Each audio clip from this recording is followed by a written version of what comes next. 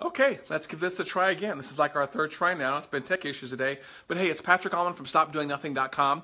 And as always, I appreciate it when you guys tune in. I'm going to give it about a minute or so for the live stream to propagate out to the fans. And while I'm doing that, can you drop me a comment below if you're listening? Let me know where you're listening from. And also drop a couple of likes in there, maybe some hearts. If you've had a chance to watch some of the past live streams that I've done.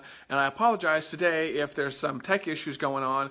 It's just one of those things where I was outside, I tried inside. It's one of those things where, like the Wi-Fi is right there, and for some reason the phone can't see it, even though you've rebooted and you've done everything you're supposed to, and you've got a cool new phone, and you've got a Wi-Fi spot that's like less than 10 feet away. It's just been one of those rough days. But as always, I appreciate you guys hanging out and tuning in. And like I said, drop some comments down there. If you've got questions about fulfillment, I want to hear those also, because I kind of feed off your feedback on the topics you want to hear about, whether they're public or private or DM'd or whatever it is. And today we're going to be talking about fulfillment, which is something that's been on my mind recently with a couple of private questions I've received from people.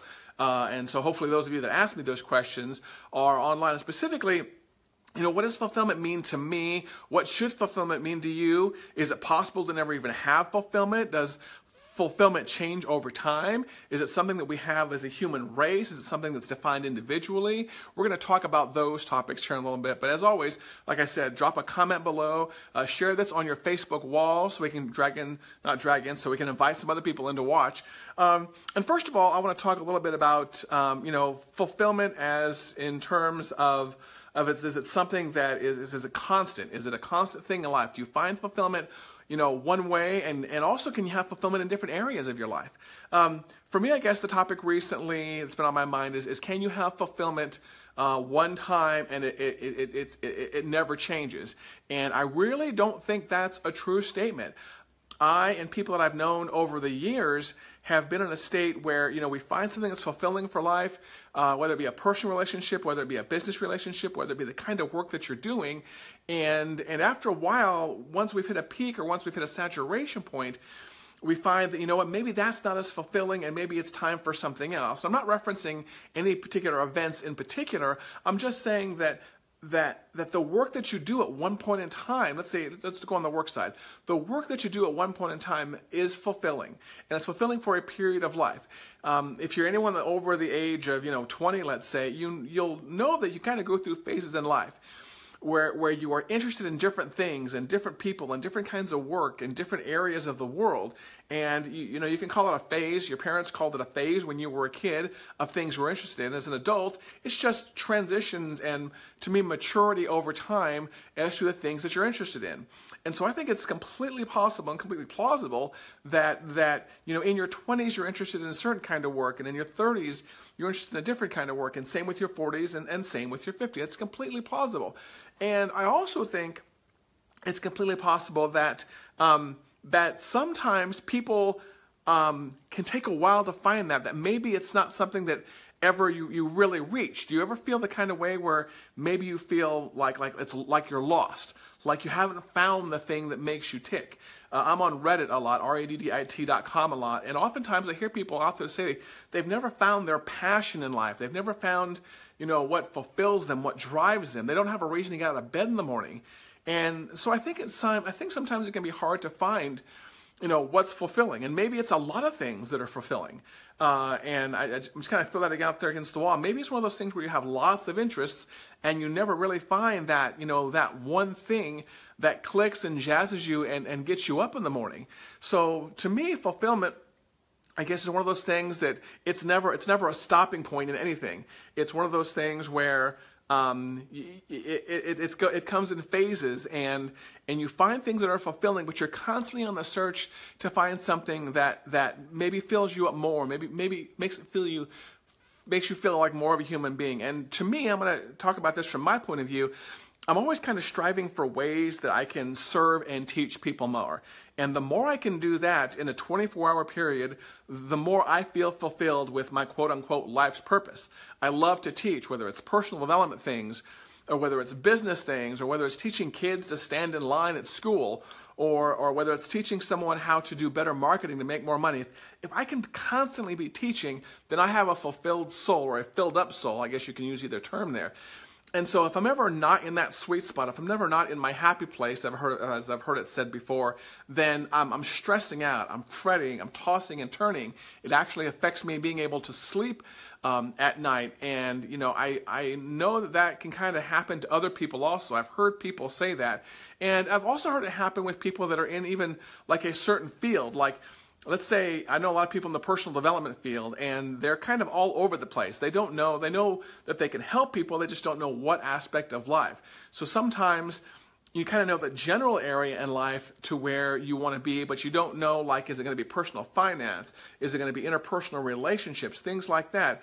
And so I think it's perfectly acceptable in life to wander a little bit and to experiment with different things and to try things out and to say, you know what, this was gratifying, this was satisfying, this made me happy at one point in time, but when something doesn't make you happy anymore, you've got to let go of it. And I'll tell you why, because this is one of the dangerous things that can happen if you hold on to things that don't make you happy anymore, is that you end up making yourself miserable, and you end up making the person miserable that you're with, or maybe your coworkers if it's work related. You end up making them miserable also, and you also don't do a goodish job on things. Have you ever had a job, for example, that you kind of went to and you kind of grinded it out for, you know, the 8 to 5, but you were just kind of phoning it in, and it didn't really jazz you, didn't really juice you, didn't really make you happy. You didn't want to get there faster, and you kind of watched your watch to see, you know, oh, hey, is it 4 o'clock? Is it 5 o'clock yet? Nope, it's 4:58, 4:59. If you've ever had a job like that, you know what I'm talking about, that you do it just to get the paycheck, and it doesn't really fill you up, it doesn't really make you happy. And I'll tell you the truth, I think the majority of people kind of are in the jobs like that just because our life has a certain cycle. You know, we're used to going through primary school and high school and college, and we're expected and pressured to get a job. And we'll take, you know, sometimes when we need money, we'll take the first job that comes up. Or you end up going in the military, or end up doing something that, you know, you're not really given time to find the thing that makes you happy. Once you get through college, it's not like you have 5 years to wander the world.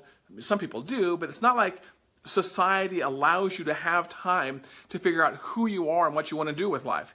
You're pressured to go through school. From the moment that you can get to school, you're pressured to go to school, summer break, figure out, discover yourself on your own time, go to college, graduate there, go to the military and graduate there. And then, you know, even before you get out of something like college or the military, you are pressured to find a job. Now, if you're lucky, you can have a gap there. Every now and then you hear about people that, you know, took time off and traveled the world and discovered themselves.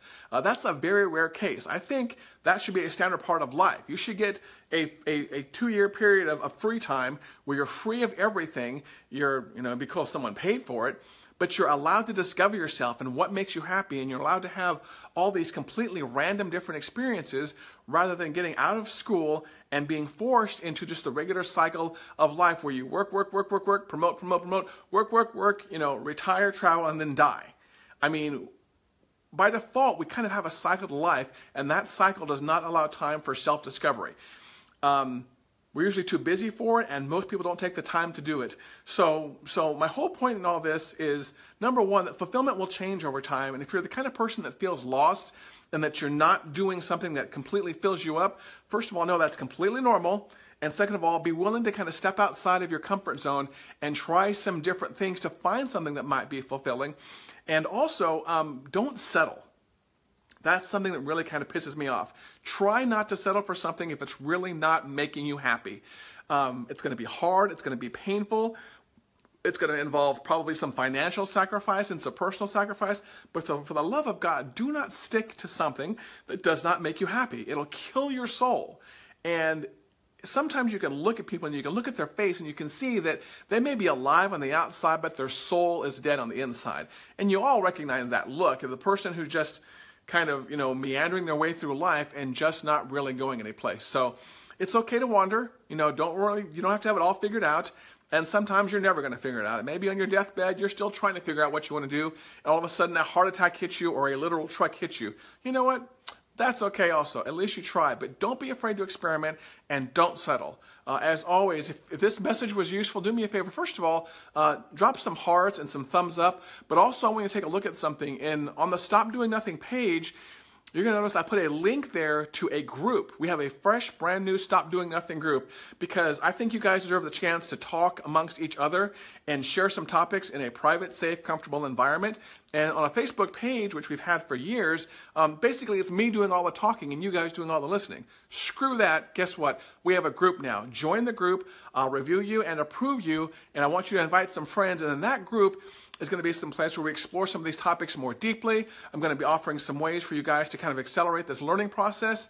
And I also want you to know that it's going to be a very ambitious, very aggressive, very adult group.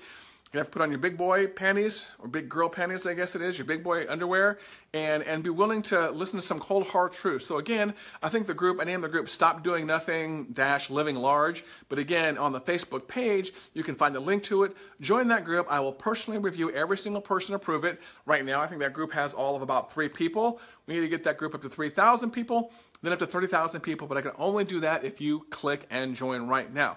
As always, thank you for watching the live stream. I'll get this video out on YouTube for you, and I'll get it out on the Stop Doing Nothing podcast, which you can subscribe to on iTunes. Comment, drop hearts, drop a thumbs up. Love every single one of you, and we'll chat again soon. Thanks for listening to Patrick Allman at Stop Doing Nothing. I love every one of you.